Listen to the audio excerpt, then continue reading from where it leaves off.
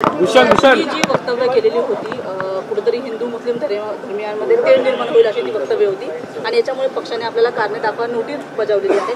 आज आपण पक्षाच्या मेळाव्यात आला होता, काय सांगाल? नाही, हा पक्षाचा मेळावा होता। याच्यामध्ये आता ज्या निवडणुका आहेत त्या महानगरपालिका असतील, जिल्हा परिषद, पंचायत समिती असतील किंवा नगर परिषद असतील, याच्या संदर्भात एक आढावा आणि पुढची एक कशी दिशा असली पाहिजे याच्या करण्याकरता आज संबंध महाराष्ट्रातला मेळावा अजितदादांच्या नेतृत्वाखाली या ठिकाणी आयोजित करण्यात आला होता। ती बैठक ही आता पार पडलेली आहे आणि तुम्ही जो काही नोटीसचा विषय काढला तर त्या नोटीसवरतीच आज चर्चा नेते मंडळींची झालेली आहे, विशेषतः अजितदादांची देखील झालेली आहे आणि त्याच्या बाबतीमधलं जे काय असेल ती चर्चा आमच्या अंतर्गत ही झालेली आहे।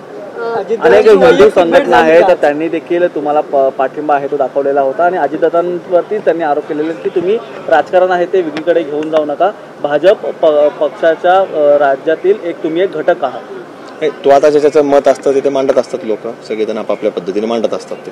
बरं, आज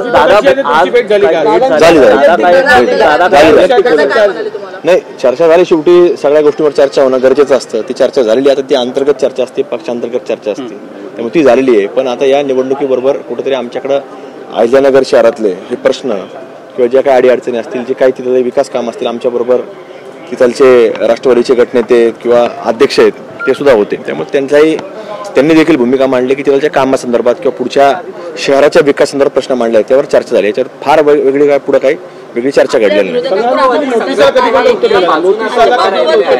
राष्ट्रवादीतील आमदारांची भूमिका आता बदलत आहे? नाही, असं काही नाही। नाही, शिवशाहू फुले आंबेडकर ही विचारधारा महाराष्ट्रामध्ये आहेच आहे, त्याच्यापेक्षा काही वेगळं काही नाहीच आहे। मग आता मानतोच, मग शिवाजी महाराज हे शेवटी त्याचं नावच पहिलं आहे ना, छत्रपती शिवाजी महाराज, शिवशाहू फुले आंबेडकर, त्यामुळे सगळेच मानतात, मीच नाही, महाराष्ट्र त्याच्यामध्ये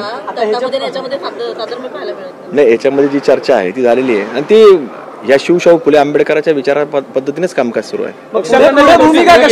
पक्षाकडे जी नोटीस दिली त्याचं उत्तर कधीबद्दल संग्रह झाला, आता समक्ष चर्चा झालेली आहे, त्यामुळे आता पुढे पाहू कसं करायचं, काय करायचं। आजच्या बैठकीमध्ये काही नाराजी अजितदादांची आणि त्यानंतर काही कानमंत्र तुम्हाला दिला अशा पद्धतीने शेवटी कानमंत्र आणि सूचना हे बऱ्याच वर्षापासून देत आलेले आहेत ते। आता ह्या प्रकरणावरती काही सूचना समर्थन करतायत? नाही, त्यांचे आभार आहे। शेवटी त्यांची जी भूमिका आहे, शेवटी सगळ्यांची भूमिका ती लक्षात घेतलेली आहे आम्ही आणि त्यांचे आभार आहेत की त्यांनी आमचं समर्थन केलं। सूचना देण्यात आल्यात का आज? एक सातत्याने चर्चा होत आहे की आपण लवकरच जे आहे ते भाजपमध्ये पक्ष प्रवेश करणार नाही, शेवटी अशा कुठल्याही घडामोडींबाबतीमध्ये कोणत्याही राजकीय पक्षाचा याच्यामध्ये कुठेही संबंध जोडण्याचं काम कुठल्याही व्यक्तीने याच्यामध्ये करू नये। आता ती चर्चा चालू असतात। नाही, मी तेच सांगितलं, याच्यामध्ये अशा कुठल्याही घटनेवरनं आपण कुठल्याही राजकारणाशी जोडू नये, कारण की आज आपण पाहतो की निवडणुका नुकत्याच झालेल्या आहेत, त्यामुळे आता काय कुठल्या निवडणुका नाही आणि आमच्या बाबतल्या या चर्चा आज नाही, या 2014 पासून पहिल्यांदा आमदार झाल्यापासून आजही चालू आहेत।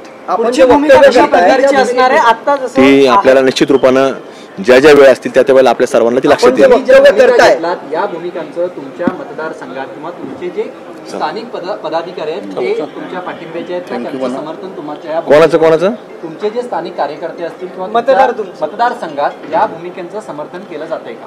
नाही, ह्या भूमिकेचं सगळे समर्थन करते, कोणी काही विरोध काही विषय नाही कोणाचा। आपण जे आपण जे झालेलं आहे ती काही पहिली वेळ नाहीये, ही दुसरी वेळ आहे आणि आपल्या भूमिकेमुळे कुठेतरी पक्षाची अडचण होते। नाही, कुठे काय अडचण होता, शेवटी अजितदादांशी आम्ही चर्चा केली, त्याच्यावरच आम्ही आता सगळं सांगितलं, बोललो आम्ही दादांची, आता तेच बोललेलो आम्ही, सगळी सविस्तर चर्चा झालेली होती। हे लोकशाही चला, पैकअप करा।